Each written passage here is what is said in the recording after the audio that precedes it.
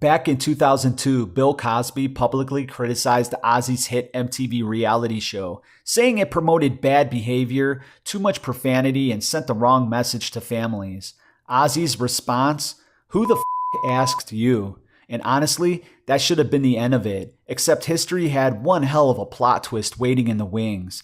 Today, this isn't remembered as some legendary celebrity feud, it's remembered because of the irony. One man built his career pretending to be America's moral compass.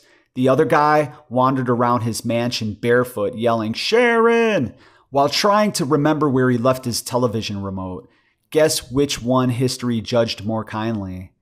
This is one of the strangest celebrity beefs you'll probably ever hear about. To understand why this whole thing became such a big deal, you've got to understand who Ozzy Osbourne was before reality TV turned him into everyone's favorite confused dad. Back in 1968, four working class guys from Birmingham, England, decided rock music wasn't dark enough. Those four guys were Ozzy Osbourne, Tony Iommi, Geezer Butler, and Bill Ward. Together they formed Black Sabbath.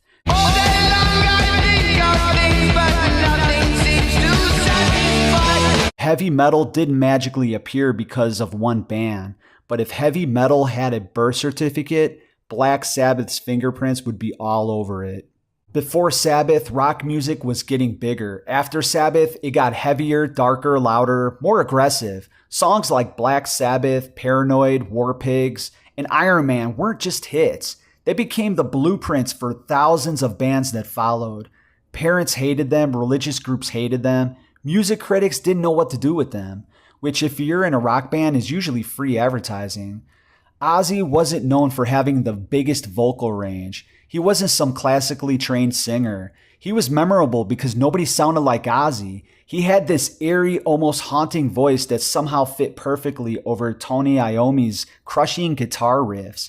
It wasn't polished, it wasn't pretty. It was Ozzy, and somehow this was exactly what heavy metal needed. Unfortunately, success came with a pretty massive downside. Actually, several downsides. Alcohol, drugs, more alcohol, even more drugs. By the late 1970s, Ozzy had become almost impossible to work with. He'd show up late, miss rehearsals, party harder than he performed, and eventually, in 1979, Black Sabbath has had enough. They fired him. Imagine being the guy who helped invent heavy metal and then getting kicked out of the band that you helped create. Most people figured that was it, career over, game finished, except nobody told Ozzy. In 1980, he released Blizzard of Oz. Then came Diary of a Madman in 1981, and suddenly, the guy everyone thought was finished was somehow bigger than ever.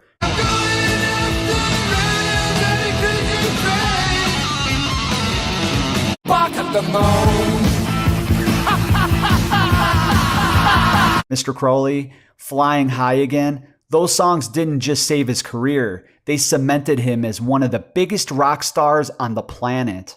Of course, the music wasn't the only thing that people talked about. There was the infamous Dove incident during a record label meeting. Then came the bat incident in 1982, when Ozzy bit the head off what he believed was a rubber bat that had been thrown on stage, only to discover it was real. Not exactly the kind of mistake most people make before lunch. Suddenly, Ozzy wasn't just famous. He was becoming rock and roll folklore. Half the stories about him sounded fake. The weird part, enough of them were true that people actually believed all of them. By the late 1990s, Ozzy Osbourne had transformed into something bigger than a musician.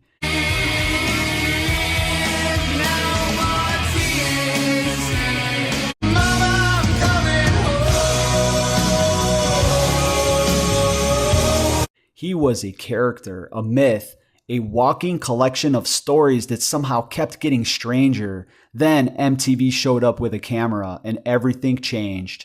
It's hard to explain just how different television was back in 2002. There was no TikTok, no YouTubers filming every second of their lives.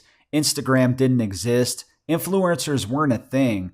Reality TV was still relatively new, and most celebrity lives were carefully managed by publicists. Then MTV had a great idea. What if we put cameras inside Ozzy Osbourne's house? Honestly, that idea could have gone horribly wrong. People expected non-stop parties, wild backstage stories, rock star destruction. Instead, they got Ozzy trying to figure out how the television worked. The Osbournes premiered on MTV on March 5th, 2002, and almost overnight, it became the network's highest rated original series. Nobody could get enough of it. The biggest surprise, Ozzy wasn't scary. He was hilarious. Instead of the Prince of Darkness, America met a dad who shuffled around the house mumbling to himself, a guy who seemed permanently confused, a man who could sell out stadiums around the world but somehow couldn't locate the damn TV remote. Every episode had at least one moment where Ozzy was wandering through the house asking where something was. Where are my glasses? Where's the remote? Sharon! You could probably turn that into a drinking game. Although if you drank every time Ozzy yelled Sharon, you would need your stomach pumped before the first commercial break.